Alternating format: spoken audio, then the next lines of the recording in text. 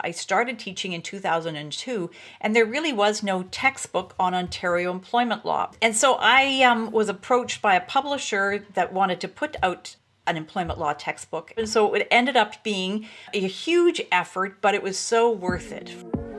I often joke that I have 3 children and a textbook.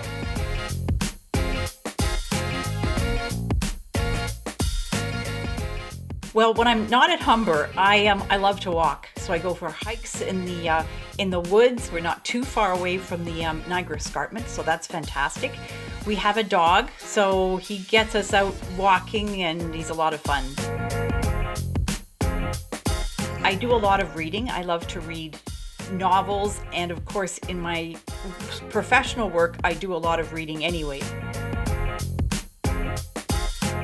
Employment law, there are lots of stories. They're called cases, but they're really stories about people who are in distress or have had some kind of issue in the workplace.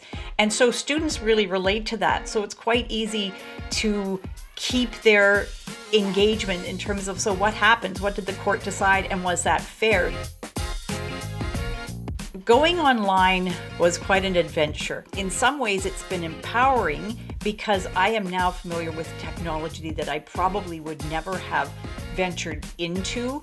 Today's lecture, we're going to talk about grievances.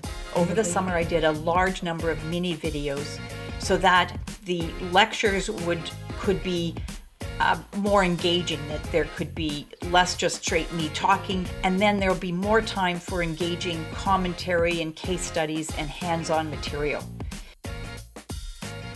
I'd say increasingly we know that the workplace will be fluid and that a lot of us will be working online, partly online, even after the pandemic ends.